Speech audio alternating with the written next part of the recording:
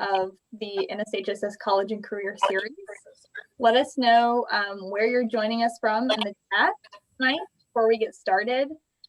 Here in Atlanta, which is where NSHSS is headquartered, Atlanta, Georgia, we have a nice sunny day today after some rain last week. So we're enjoying the weather. John, where are you calling from today?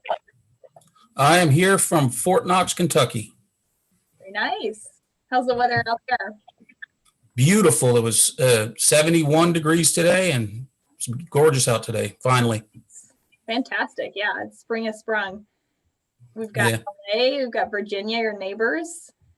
We've actually had some folks international on the calls this week, which is awesome. We love hearing from our international members. If you're just joining us, we're giving it just a minute for some other attendees to join us. Let us know where you're calling in the chat.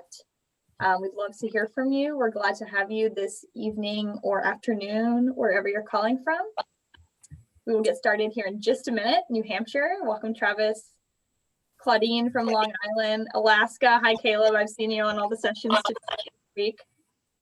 Texas, Virginia, awesome. Well, we're going to get started because I know John has some awesome information for you guys tonight. Let me introduce him. John, I'm just going to mute your mic so we don't, or if you could just mute your mic so we don't get an echo here.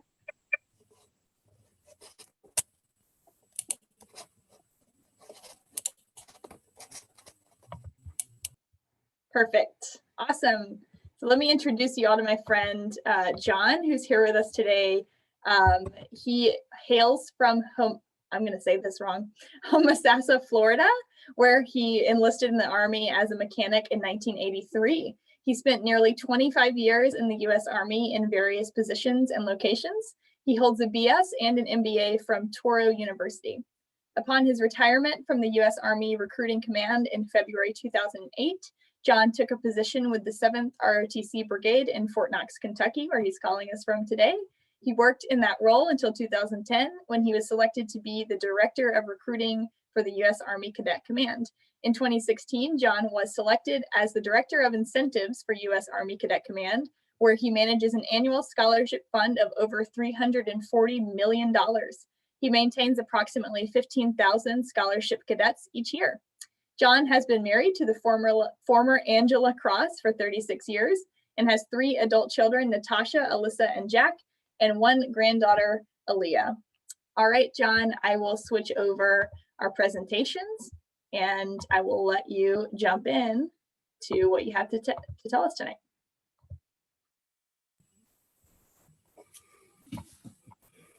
All right, thanks, Grace. I really appreciate it. I want to say, from the Commanding General of U.S. Army Cadet Command, that we sincerely appreciate the opportunity to give this presentation for you this evening. I personally really enjoyed doing this, and I'd like this to kind of be a conversation between us. So if you have questions, you've got some Q&A place up there that you can put your questions in. If you have to stop me throughout the presentation, you can do that. And so without further ado, I guess we can go ahead and go forward. And for whatever reason, I am seeing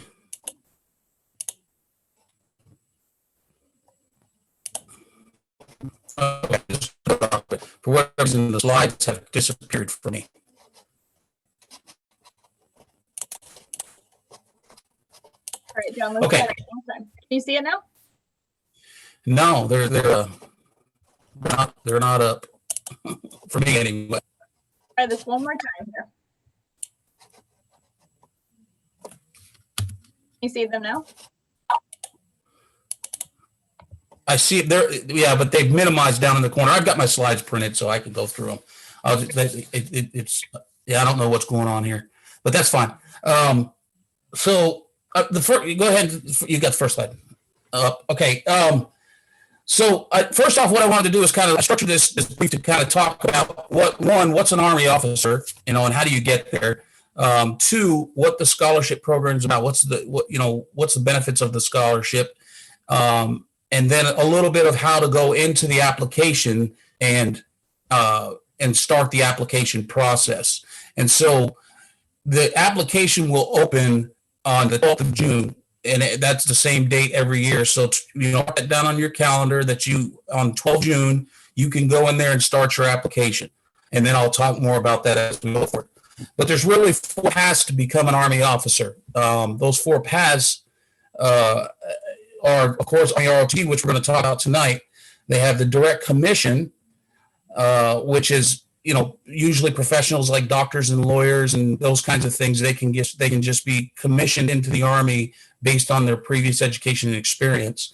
Of course, the officer candidate school, which is for those young people that are either they've never been in the Army before and they've got a 4-year degree. They can come in with the OCS option, do the officer candidate school program, and then be an officer in the Army. And then, of course, the United States Military Academy at West Point, which is one of those which I think everybody knows. It's got a long story history and very, very, very good school, just like any of the academies. Next slide, please. So looking at this slide, the reason that I put this slide in here was just so that I could show you that a lot of people, the misconception that West Point produces all the officers for the Army, when in fact ROTC produces about 67 to 68% of all officers for both the active component and the reserve components, being the Guard, the Army National Guard, and the reserves. And we are the only commissioning source that actually commissions for all 3 components, and none of the other services ROTC programs commission for the other branches as well.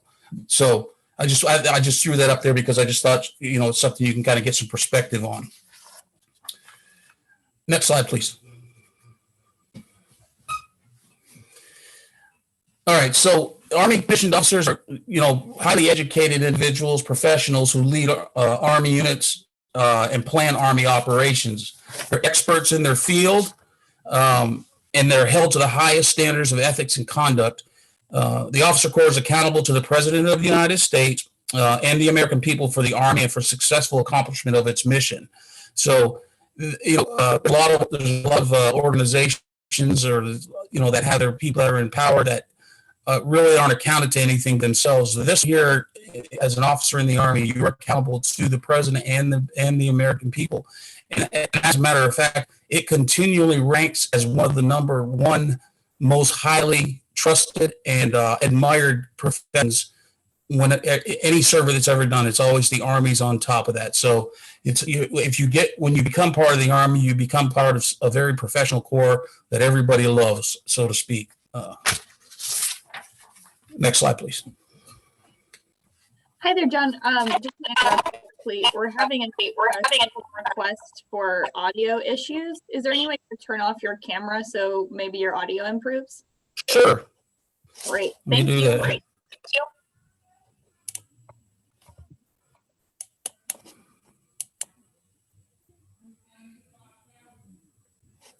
There, is that better? Great. Thank you, John. Let's try that. Okay, some of the Army benefits is you've got of course, there's global travel opportunities, and that's not always the case of going to war and being deployed. It's a case of, there's soldiers stationed, and I believe the number right now is about 120 different countries across the world, and so you have a great amount of opportunity to be able to, to travel and see other places and other cultures, and actually many times live within those cultures. And enjoy, kind of enjoy those things that are unique about those cultures. And of course, there's always continuing education. So, of course, this scholarship, what we're trying to do is we're trying to put you in college, and we're trying to pay for your tuition and fees and that kind of stuff so you can get a bachelor's degree. But once you're in the Army, you're going to want to probably get a master's degree. Well, the Army wants you to as well. So what they do is they pay for you to go back to grad school. And you'll continue to draw all of your pay and benefits and all that stuff, and you're going to college on the Army's dime. It's a pretty good deal. That's like, I got 3 degrees on the Army's dime, and I've never had 1 dime of loans in my life. Retirement benefits, competitive retirement benefits. Once you retire from the Army, you start receiving a pension, and that pension pays you for the rest of your life. And then on top of that, you retain all of your medical benefits, that you had while you were on active duty. One of the really big things, the community and family support, is because we know in the Army that if we don't have the support of the families, then the soldiers aren't going to be able to do as good as they can. And so there's so many different programs for family support, all of those different things that, the family is inculcated in all the things that we do. So, and I know that's one of those big questions that I tend to get when I'm traveling around, and a lot of people say, yeah, but I've got a wife, or, I plan to get married and I want to have children and I don't want to live in a tent, kind of thing. And I just want to assure you that the housing and the facilities and all of the benefits for families are amazing. I mean, like I said, I was a benefactor of that for now almost 40 years, and it's just as good now as it was the day I came. Of course, free medical and dental care for your family, and then for you and your family, and then unparalleled experiences that you can't really get anywhere else. When you start looking at the resumes of some soldiers, even soldiers that only got 3 or 4 years in the Army, especially officers, their resume stands head and shoulders above those from that's never had any experience with it. And the biggest thing, of course, for an officer is the leadership opportunity. Next slide, please. And I just wanted to put this in here again, just for the Army family, so you can kind of see that though we're a very strong Army, we know that a huge factor in our success is pulled from the enduring support of our families. Army leadership is committed to keeping this family strong. And I'm telling you, everything in the Army that when they make decisions on where we're going to do, what we're going to do, how we're going to do it, the timelines on things, it's always taken with consideration of the families is taken into consideration. So I put this slide here just so you had it kind of as a reference later on if you wanted to go back and reread them. Next slide, please. So you can see here that, there's, what people traditionally think of when you talk to people about the Army, the first thing they think is that you're going to be living in the woods and you're going to be an infantry guy shooting at people with people shooting back. But if you really look down there, you've got all those things, but you've also got, one of the big things we got going right now is we actually just started this. This is the second year that we're doing it, but cybersecurity, because of everything that everyone knows about what's going on with cybersecurity in the government, they've been on a hunt for people that want to do the cyber thing. And so we'll put you through school, pay for your degrees and all your certifications and everything in the cybersecurity area, so that you can then come and work in the Army as a cybersecurity specialist.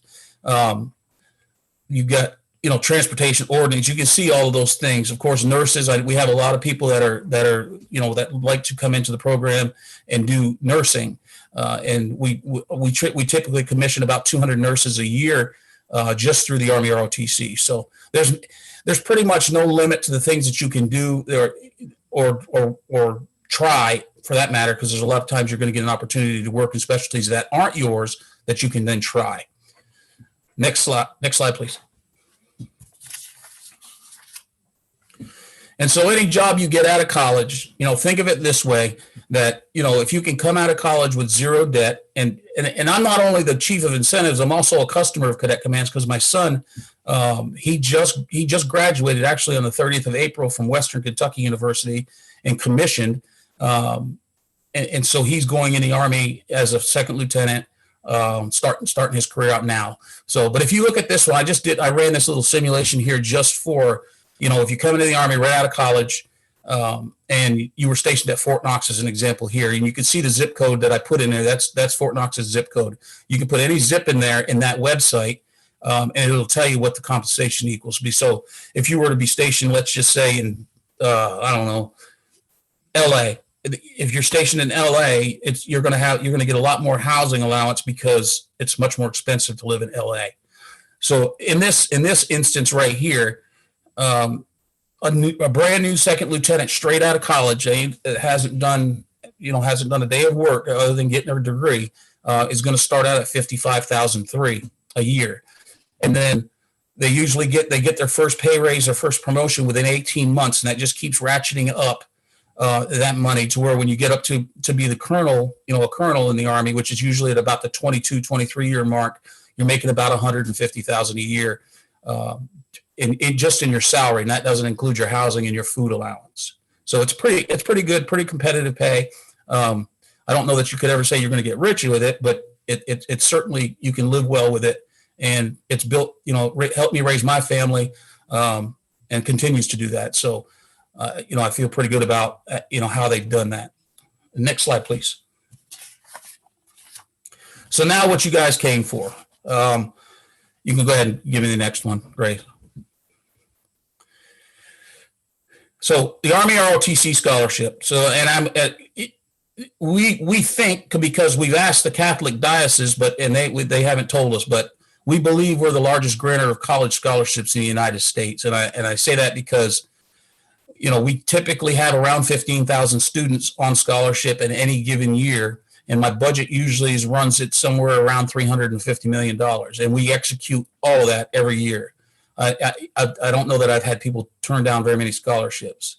The scholarships can be for 2, 3, or 4 years. It actually, a fifth year can be approved for stuff like engineering, 5-year programs. But the law will allow us to go to a fifth year if we need be. The only catch, if you will, to this is that you can't have both room and board and tuition and fees. So you can either take tuition and fees or room and board, which we just give you a check for $10,000 a year that you can pay for your room and board. Otherwise, tuition and fees is the full tuition and fees, no cap, no limit, or anything like that. Scholarship students also qualify for $1,200 for books and supplies, which is paid to you, typically paid to you in 2 payments. If you're in a scholarship, if you got 2 terms in the school you're going to, it'll be paid to you $600 a term so that you can buy your books and supplies that you need. And then one of the things that most of the young people like is that every month that you're contracted in as a cadet in ROTC, you're going to get $420 a month.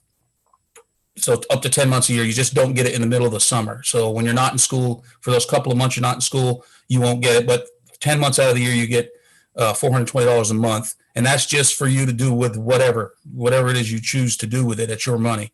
But what the idea is we like to keep young people on track in college so that you're not taking 5 or 6 years to graduate with a baccalaureate degree. What we like to do is get you in there, you find the degree area that you like, and you're graduating 4 years later. And so the idea here is we want to keep you from having to work or do anything outside of the schools, because we want you to have good grades, and we want you to spend the time you're going to need to develop yourself for the leadership that you're getting ready to start when you commission. And you can see over on the right-hand corner, bottom corner of the slides, kind of the selection rates. And as you know, if you look at their mean SAT scores, that's 1268 was the mean for all the scholarship winners that we did on the national profile last year. Their high school GPA is around 3.6 to 3.7, and that varies from year to year, but pretty much very high quality. People are Honor Society, National Honor Society winners. You can see that most of them are in the top 25% of their class. And these are the people that are getting the scholarships and going and doing great, wonderful things for the world. Next slide. So what is the purpose of the scholarship? So the way the law is written, it says we provide financial assistance for quality students who have achieved academic excellence and demonstrated leadership potential. This is not, we do not award the scholarship based on, financial need, as an example. I mean, of course, it's going to help you financially, but the way we have to look at this is we have to just say the people are qualified for it. They're highly qualified people, and we're going to provide this financial assistance to them. And in return, you're going to give us 4 years back in the Army in some capacity, whether that's one of the reserve components or it's on active duty.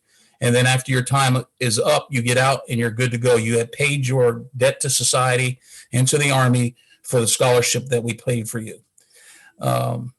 And of course, this provides the nucleus to attract the quality academic disciplines. And what I mean by that is that we incentivize different students because we need engineers, we need nurses, we need doctors, we need all of these types of folks. And so this helps us kind of shape these cohorts while allowing us to get that geographic, academic, and ethnic diversity, because we're trying to make the Army look like society, or the officer corps. And for the most part, we do a pretty good job. We've got a little bit of room that we need to make up in the Hispanic market, but that's just that's what we work on. And then, of course, it supports recruiting the best qualified officers for our Army. And when we mean best qualified, we look at, and I'm going to get to this and talk to it, but we look at a model that we call the Scholar Athlete Leader model. And I'll talk a little bit more about that, but that's what we use that for. And then through this scholarship process, we generate competition to ensure the best qualified applicants receive the financial assistance. So I'm going to talk you through the whole process here in a minute, but you'll see that as we go through and kind of the wickets that you're going to run through, you'll see what we're doing. Next slide, please. And I've already basically said these things right here. I've already talked about this to some degree, but it's there. It kind of lays it out a little bit better than it was on that other slide. So that's why I left it in here. So you can go ahead. Next slide, please. So here's what we're looking at. And, I know all of these acronyms on here, the Army is built on acronyms, and I'll try to explain all of these to you. The PFA is your physical fitness assessment. So right now, when you apply for a scholarship, part of the application process is you have to take a physical fitness assessment. And that physical fitness assessment is 3 events, and they are the curl up, the push up, and the 1 minute push ups for 1 minute, curl ups for 1 minute, and 1 mile run, and the time that it takes you to do that, and to pass it. Of course, everyone knows what the ACT and the SAT are, and it's a big portion of, because what we're looking for you to do is we're trying to see how well you're going to matriculate from high school into college. And so we like to know that you have a basic understanding of those, the math and the science and those kinds of things to make kind of assure that when we give you the scholarship and you get to school, you're going to be postured for success. Now, the other part of that is we do this, that CBEF you see down there, that for the 250 points, that's called the Cadet Background Experience Form. And it's really a survey that we have you complete. It's like 90 questions. It's just like, do you like to get up at 6:30 and run 5 miles? Strongly agree, strongly disagree, whatever. So you answer these questions, these survey questions like that. And then the score, it kicks out a score on, and it tells us, gives us an idea on how well you're going to make that transition. So when you look at the CBEF and the SAT and ACT together, it tells us a lot of information on how well you're going to make the transition.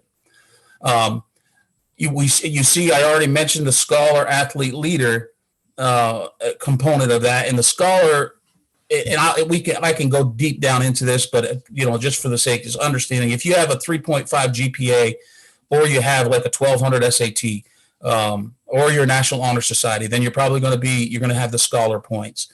And then the athlete, we look at all of these you wouldn't believe how many activities that you have, football, baseball, cheerleading, water polo. I mean, just anything you can think of, you get points for all the things that you do. So when you fill out your application, don't leave anything out. If you're a competitive runner, you don't do anything in school, but you like to run, 5Ks on the weekend, put that in there, because it's going to give you points and it's going to increase your whole person score, which the whole person score is what we use to determine the highest whole person score guy. The guy on the top of the list is going to be the first one that's offered a scholarship. And the last person that we meet that meets that cut line that we're going to have to draw for the number of scholarships that we're going to give, it's going to meet those. So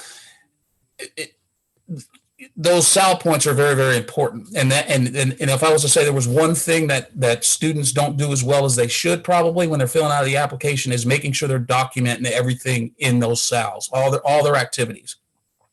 And of course, the L is the leader portion of it. So if you were like, I don't know, if you were like your youth director at your church, that's a leadership thing. If you were in junior ROTC and you were the squad leader, that's a leadership thing. If you work that we kind of put that inside of the leadership. If you're working and going to school and doing other things, we like to see, that gives us how rounded you are. One of the professors of military science said one time, it's not very interesting watching somebody juggle one ball. And what he's basically saying is that the more things that a person's doing and they do well is the kind of person that we're kind of looking for. If you got one guy that's a one person or young lady that just does one thing and they do it very well, we like to see some diversity in that as well. So we like to see, okay, I'm a good, I do a good leader. I do a couple of different activities and I do them all well. I'm pretty smart in school. I do pretty well with that. I score well on the test. That's what we're looking for. And then through part of the process, the interview process, the application process, you have to go through an interview. And the interview is with a sitting professor of military science at a university that's the closest to your house. So you would get a note from us once you reach that phase in the scholarship process, and we tell you can go to one of these 5 schools. You could give them a call and schedule an appointment. The one thing I'll tell you about that, when you show up for your interview, treat it as though you're going for a job interview. Dress nice. I'm not telling you got to wear a 3-piece suit or anything like that. What I'm saying is dress in nice clothes that you would go to for any other job interview. Please don't come in sweats and shorts and that kind of stuff, because they're looking at that. They're looking on how you present yourself and that kind of stuff. So, and then the last part of this is the board. And so what we do is we have 3 boards a year, and we have one in October, one in January, and one in March. And you will be presented in front of one of those boards based on the completion of your application. As you're going through the application process, as you complete things, you'll get to a point to where the status in there will change to board ready. And once it's board ready, then when your packet will go in front of that board. And these 8 professors of military science that we bring in, 3 of those guys have to vote each packet. So as you can imagine, we have, usually somewhere in our January and March boards, we usually have around 2,500 applications that we have to be reviewed. And so, they spend an entire week, 5 to 6 days going through all these applications. So it's very important because they don't have time to sit there and spend 30 minutes on each packet. They've got to kind of go through them quickly. So it's important that you impress well when you go to the interview, because they really look at that interview and what that PMS said to help them make a determination on how they're going to score your packet. But you will get what we always say is, don't worry about getting to the first board, because you're only ever going to be boarded once. It doesn't really matter. And you're going to build a whole person score off of the board that you're boarded at. So the idea should be that you want to have the most complete packet the most complete and most competitive packet that you can put in. And what do I mean by that? Well, if let's just say you took the SAT and for the first time and you scored an 1100 on it, and you decided you want to take the SAT again, you can go ahead and take the SAT again and update your score. So if you can't take the SAT before the October board, but you can before the January board, then you go ahead and do it, get those better scores in there, and then you'll be boarded in January. And then again, you're racked and stacked based on that whole person score. And then you will be selected either in that board that you were boarded or in a subsequent board. So if you were boarded in January, sometimes you'll get a scholarship, sometimes you won't. But you will be racked into that score.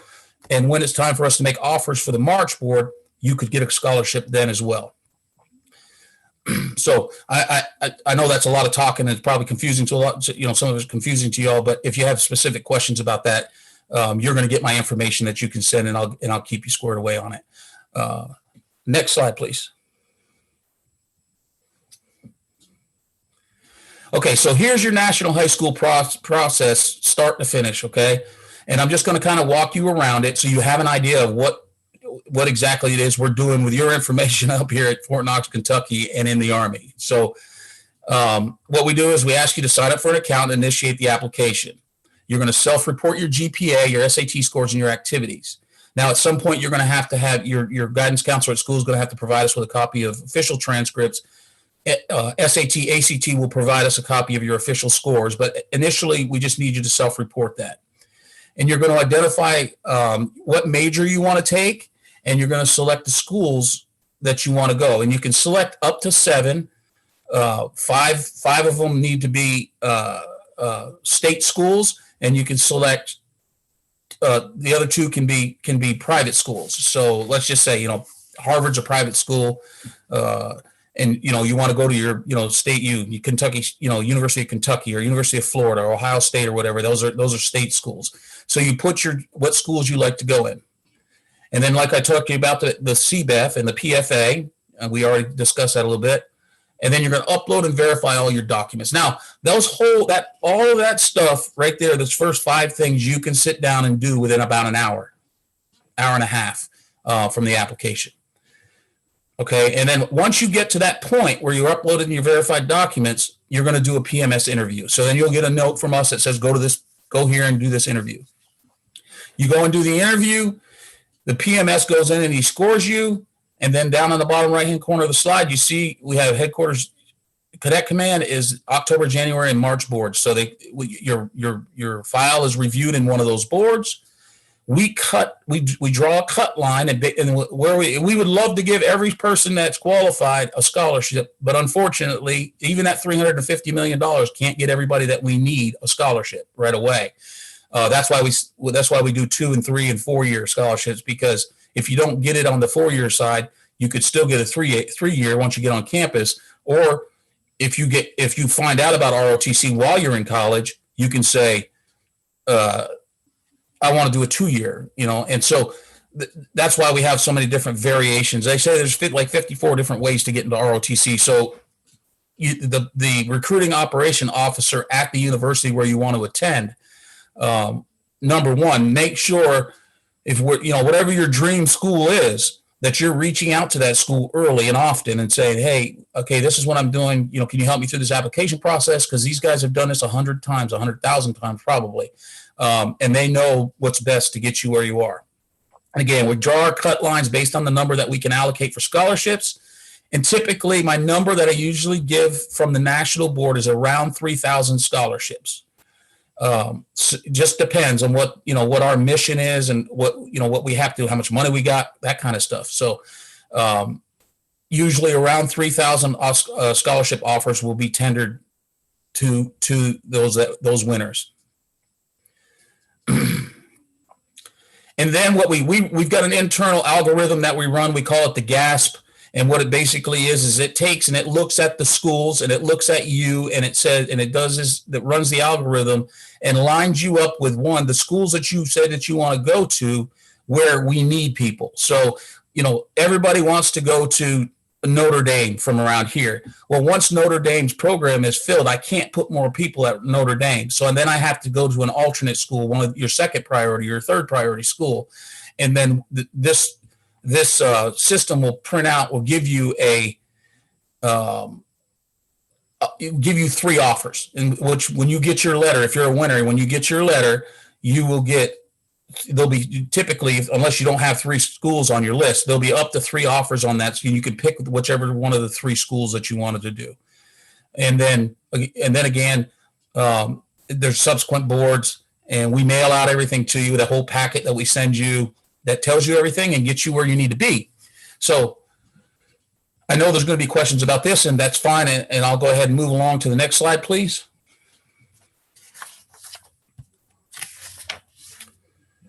Now we're going to walk into the the actual application to kind of get you an idea of how to get in there and do this. So, back. There you go. So you see the link at the top of the slide. It's just goarmy.com/ROTC. And when you come to that page, you just scroll down to scholarships and click on that scholarships button. Next slide. And then when you'll come to this page, and you'll scroll down and you'll click on apply now. And you also can look and see right there on the left-hand side where it says right across from that apply now button, you see where it says find schools. You can go in there and hit that, put in wherever it is you want to go, whatever state it is, and it'll tell you all the ROTC programs that are in that state so that you can pick from different schools. So you should be able to find your school. Now, we turn schools on and turn schools off all the time, kind of based upon what numbers are there. You know, if we don't have any cadets there, then we've got to take something for the cadre so that the cadre have something to do. If you have no cadets, then you don't have anything to do. So every school that's on, you will see in that drop down, just go into the state, click it, and then run with it. And it'll tell you what you need to know. So you click on the apply now. Next slide, please. And take the next step and create an account. And so this is what you're basically going to do is you're going to create a Go Army account, but you're going to use the credentials that you use to when you register to log into the scholarship application. And I'll show you on the next one of those. So next slide, please. Now, if you're already registered, when you get to this page, you just simply click here and it'll take you in. If you're registering for the first time, you click down in the bottom there where the submit, hit accept of the disclaimer up there, and then hit submit. Next slide. That'll ask you to fill out this information where it's really building your record. Once you put in all that information for where those arrows are, you click submit again. Next slide. And this is actually the portal to get into the actual application site. And you'll use the username and password that you established when you built your account is the ones that you'll use to get into here. So you'll have the same user name and password for Go Army and for the scholarship application. If you want to bookmark this site specifically, so you don't have to go through goarmy.com every time to get to the site, you can see the link up there in the top. And that you just go to that link, it'll take you right to this page. You put your credentials in and hit sign in, and you will be into your application. And then, of course, if you have any problems or anything like that, there's an email that's on that page that tells you just email it to us, and that's a monitored box. The way that I've got this all established is I've got 6 processors up at the headquarters, and each one of them has an alphabet. So, maybe the first guy's probably got A to C. And so all the people with the last name that begin from A to C, that's his people. And he is responsible to help you through the program, through the process to get you board ready so that you can be boarded. And that email address right there is what, if you have questions or having issues with anything, you can just email that. And based on your last name, the email will be routed right to your processor, and your processor will either just email you back or they'll call you or whatever, because they've got all your information. Next slide, please.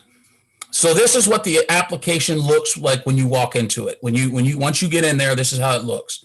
And if you see that button on the right-hand side that says continue to update this application, that takes you into each different screen. And if you look down all through this app, you notice that some says completed, some says approved, some says incomplete and not started, and all of those different statuses. So you can basically just take a look at that dashboard there, and that will tell you where you are with regard to your completion, the completion of your application.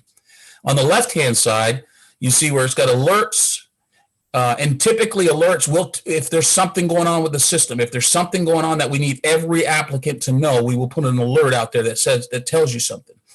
Tells you whatever it tells you. If you, like, as an example, when you finish and you get to the point to where you're going to go get your interview, under messages, you'll get an email that tells you, there'll be an email in there. You just click on it and it'll tell you where you need to go for your school. And it's a tailored message for you yourself. And of course, where it says links down there, the commanding general has a welcome letter out there for you. And then there's complete application instructions that are in there.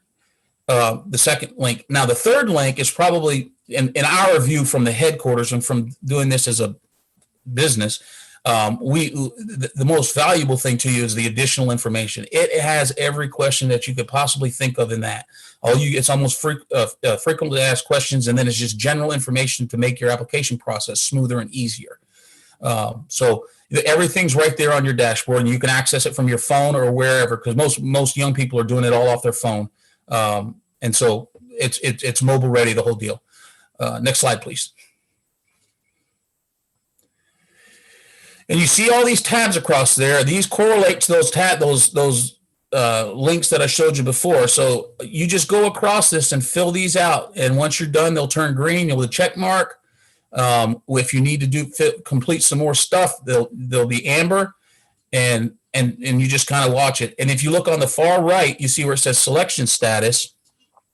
That selection status is when anytime it'll give you a status code of where you stand in the process. And then once you're selected for a scholarship, it'll be posted in there. And of course, your letter will come and all that stuff as well.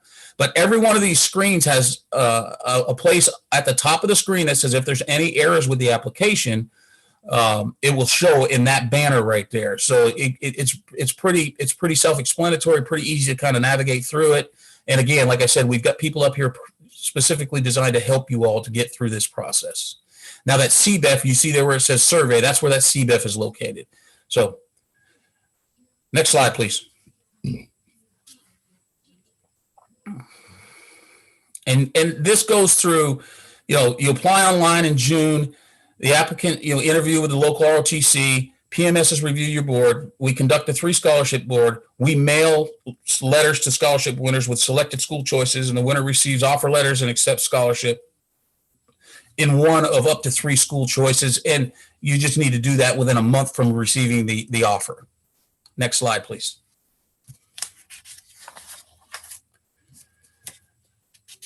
In order for an applicant's file to be reviewed by the selection board, we must have a copy of your high school transcripts, your physical fitness assessment, SAT, ACT, which really gave us some fury this year because of COVID, and a lot of young people weren't able to take the test, so we had to do some alternative means. However, going forward, I think now everybody's pretty much caught up with the test, and there's some here and there, but for the most part, it's back to pretty much close to being normal. Again, I told you you're only boarded one time, but considered during each scholarship round until the final board. And the only time that we will reboard an applicant is if there's an administrative error that was made and we have to do it again. So next slide, please. These are just one of the things, a few of the sites that we recommend that you go in and take a look at. And you can find out as an example, the Department of Labor Career One Stop has all kinds of information for all different types of jobs and all different locations that you can query down and look for scholarships for specific type jobs. The College Navigator, that tells you everything there is to know about a college, whether it be their enrollment, what their tuition, average number of students to teacher ratios, all of this different stuff. But these sites right here are useful for you all just to kind of help you through your college search and your college funding efforts. So I just put that there just as a reference for you all. Next slide, please. All right, now I know we're going to go into the Q&A piece of this, and so you see we're going to leave this up for a little bit, that's my information. So if you want to email me specifically just to me, you're more than welcome to. I'll probably push your email forward to who would be your processor so they can start dealing with you early on. I'm not in my office a whole lot, so if you call my office, you're probably going to have to leave a voicemail. I'll get back to you, but it may take some time. So the best way for me is to email me because I can get that anywhere at any time. That's the end of the formal brief portion of this. All right. Thank you so much, John. We actually have some questions for you, so I will jump right in. Sharon asks, do high school students have to be in the Army ROTC at their school to qualify for these scholarships? Yes. These scholarships are specifically for, providing the force strength for officers in the Army. And so part of the deal is that we're going to give you a scholarship and we're going to pay for all this stuff and we're going to give you your stipend and all. And I say give anything, you're earning it because you're going to give us time back. Now, I kind of alluded to that time a little, throughout the brief, but how it works is if you choose to go on active duty, and let me tell you, you have the person that's doing this, if you say I want to go into the reserves, 99% of the time you will get the reserves, unless there's just something about we need you because of your specific degree to go on active duty, like nurses as an example. Nurses are somebody that we don't have a mission to put nurses in the reserve component because most of the nurses that are in reserve components come from the active component and they transition into the reserves. So yes, we expect you to serve in ROTC. You do the stuff with ROTC, and kind of how that curriculum works. I think I saw a question come up earlier that said how that curriculum works is you know, of course, you're going to have to do physical fitness training 3 times a week when you start this thing. Between your junior and senior year, you're going to have to go to a 2-week camp, or not a 2-week, I'm sorry, a 1-month camp here at Fort Knox, just to validate that you've learned what you're supposed to learn and what you needed to learn in order to become an officer. But the cool thing is that you're going to have the opportunities on some of your other summers to be able to go to places like airborne school, scuba school, air assault school. You're going to be able to travel to different places over the summer, you know, on the Army's dime, so that you can learn. You know, we like to have people to going out and have a broad perspective on things. So the answer to that question is yes, you have to serve. You have to serve in the Army in some capacity in order to receive the scholarship. Perfect. Great. And then we also had some questions about maybe going into some details about what's required of the students after they graduate, paying back that debt to the Army. Are they stationed to fight as a soldier? Are there different stations they can take? If you can give a bit more detail about that. Yes, absolutely. So when you first, let me tell you what your commitment is. So I said 4 years earlier, but every person that joins the service, regardless of what, it doesn't matter if you're an enlisted person, an officer, whatever, you pick up what they call a military service obligation. It's a statutory obligation that's in law that says everyone will get an 8-year commitment. And what that basically means is that if you were a scholarship guy or girl and you went into the active component, you went on active duty, you shipped somewhere and you went to did your stuff, that you're going to do that you're going to be in the Army for 4 years. And then you're going to get out and you're going to serve the other 4 years either in one of the reserve components or in what they call the inactive ready reserve, where your name is just on a big list up here at the Human Resources Command. And you're subject to recall if there was a national emergency and you had to be called back up. But the last time that happened, the last time call-ups have happened was in 1992, 1993 when Desert Storm happened.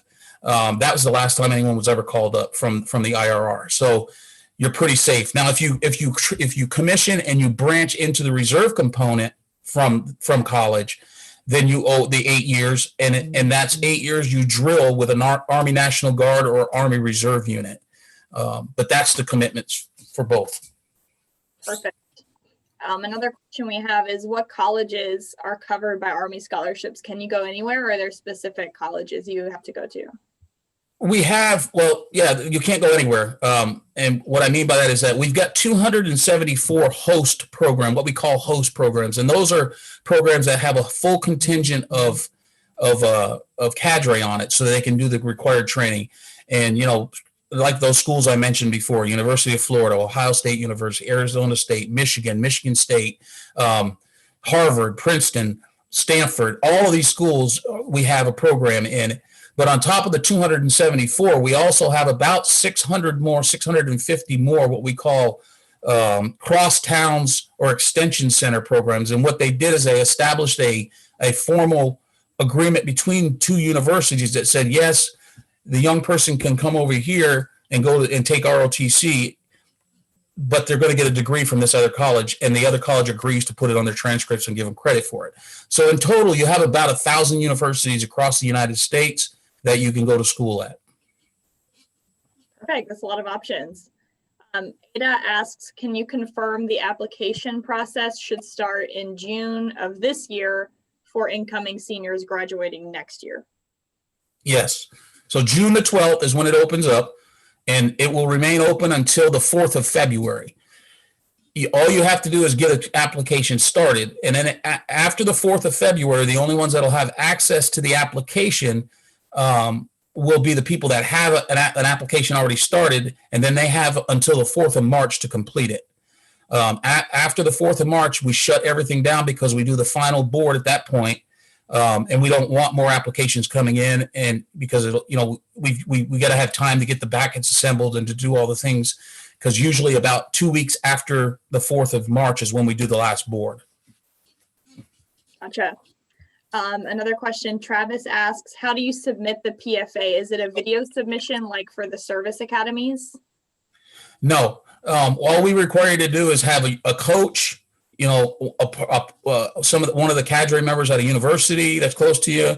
But you're typically most students have the coach at their high school administer the test, and then they just upload it to their application. So it has to be somebody in authority and somebody that knows how to administer the test. And we send instructions in the card and all that stuff. It's on the website, and all you have to do is just download it and print it, and they can just fill it out and then upload it again, or just fill it out digitally and upload it. Perfect. And Susan is asking, what is the time commitment during college before graduation? Okay, so of course it's a progressive thing. So if you're a freshman, it's a 2 semester hour class. So you got 1 semester hour, you got a 1 semester hour class, and then you got a 1 semester hour lab. And then as you go through the course, it requires a little more time. So you're going to spend, you know, at the culmination prior to going to camp, is when you're going to spend the most time. And you're probably going to spend 6 to 8 hours a week doing things associated specifically for Army ROTC. But the beautiful thing about that is that it doesn't, you know, like I said, my son did it. I've got several people that I know very dearly that have done it. And what they find is that they stay much more focused and they're much more able to schedule their time because of the training that these officers on the campus are giving them. And they mentor them and they tutor them and they help them. If their grades ain't where they need to be, they bring them in and they make them sit down and they make them learn this stuff. It's only in our best interest to make sure everybody succeeds going through the program. And obviously with 15,000, we don't have everybody succeeding. And some people, it does overwhelm them. And that's why we say after the first year, if you win a 4-year scholarship and it's not for you, you can walk away before you start your sophomore year without any payback required. However, if you start your second one and then you decide to quit, you're going to have to pay the money back that we gave you. So it is a commitment. If you was to say, if I was to put an hour thing on it, if I said 6 to 8 hours a week associated with ROTC, that would be pretty close, pretty average. Got it. And then this is another question we have is, can you explain the benefits of doing the ROTC program as opposed to just enlisting out of high school? Hey, that's a great question. I should have put that in my slides. There is no, I mean, the advantage is that you're going, you know, you're finishing school and then you're going on taking on a career. A lot of people, you know, there's really 3 ways to do this. And one is we say school first, Army later, which is us, ROTC. And then we say you can do school and Army at the same time, which is ROTC, and you're also serving in one of the reserve components as an enlisted member. And then you can do it after Army. So you can enlist in the Army, get your benefits that you get for the GI Bill and whatnot, serve your 4 years or whatever it is that you enlisted for, get out, go to college, and then come back in the Army as an officer. So I can't, you know, the benefit to doing it early is that you're done with your education. And starting out, you're going to make a lot more money as an officer than you would as an enlisted person starting out. And so, and over time, you're gonna make a lot more money if you start out first day as an officer. Great, that's a great reason to do it. We have a question about, has the ROTC opened its doors to homeschooled students yet? This person says there was a bill that was supposed to pass Congress last year, but we're not sure of the status. We've been accepting, like I said, I took this job over in 2016, and we've been accepting home students before then. So yeah, homeschool kids are, we you know, I mean, because we have so many wickets that you got to go through. I mean, what we're looking for is how'd you do on the ACT SAT? Well, I don't really care where you got the education from, that you were able to pass the ACT SAT. What was your GPA? You know, and so yeah, homeschool kids are completely controlled in there, completely, we, you know, inculcated into the scholarship process, and we routinely award homeschool kids scholarships every year. That's fantastic. Another question is, how do these scholarships work if you want to become a doctor? Is there a pathway for that? There is. And so, but what it is that we're not charged in Cadet Command with producing doctors and lawyers. And so, and I'll tell you specifically, well, I won't tell you why, but um, what happens is you can win the scholarship from us, from ROTC, and go to college, say a pre-med guy or a biology person.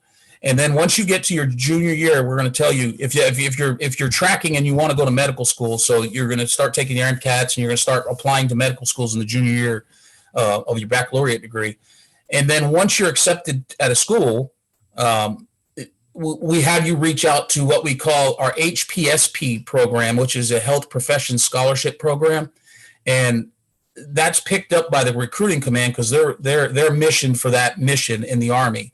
And so we just coordinate with them, and we continue to pay your scholarship until you finish your baccalaureate degree. And then they pick you up and they put you, because you're accepted to the school, and then they put you into your medical school and they pay for it. And that's a very kind of a pretty lucrative thing once you get there, because they pay everything. And I think the stipend for the HPSP is like $2,000 a month while you're going to college. And so while you're in a medical school. And so when you come back in, if you do for your residency and for your school, it's a 1-for-1 payment back. So you owe me 4 coming out of the ROTC from your baccalaureate, and then you go to 4 years of medical school and say 2 years of residency. So now you owe me 6. You owe 10 years from this time that you walk in the door to the Army. But you're going to, the benefit of that is that you don't have any of the malpractice insurance. You don't have all those other startup costs that you do as a doctor somewhere else. And we're not going to work you like a typical hospital will have you working. And the cool thing is that you're going to have the opportunity to do some stuff that a lot of doctors don't get an opportunity to do. And so, yeah, it's a vibrant program, if you will, in the Army. Well, that is awesome, John. Unfortunately, we don't have time for any further questions. But I thank you so much for being here this evening with us. It has been a really valuable hour going through the benefits of joining the ROTC program. We love our friends at the Army. They definitely supply our members with great opportunities. So don't walk away from the session tonight without an action item for yourself. Thank you, Mr. John Provost. Thank you to the Army ROTC and the NSHSS team for this college and career series that we have presented this week. You can view the recordings of each of the sessions from this week on our past events page that will be published next week. So that's be up for you to view throughout the week next week if you missed any. We also want to let you know how excited we are to see you all in person at our first in-person event in over a year now. We're going to be in Washington, D.C. for our Scholars Day event on August 6th and 7th of this year. You can open your phone camera to scan this QR code to take you to a page to register for Scholars Day. You can do that now, and the link is also in the chat if you'd like to just click it. We will see you all there. This event is going to feature a college and career fair with our university, corporate, and government partners, including the Army ROTC, who will be joining us in DC. We will also have educational workshops during the event. And our keynote speaker, you might actually know him from TikTok. His name is Kyle Sheely. You don't want to miss his speech. He's a great speaker. We have him as our keynote. So we will see you at Scholars Day DC this year. That is it for our college and career series. We hope you enjoyed the week. We hope that you learned something, learned many things. We will see you for our next event. That is all for tonight. Good night, everyone. Thank you for an awesome session.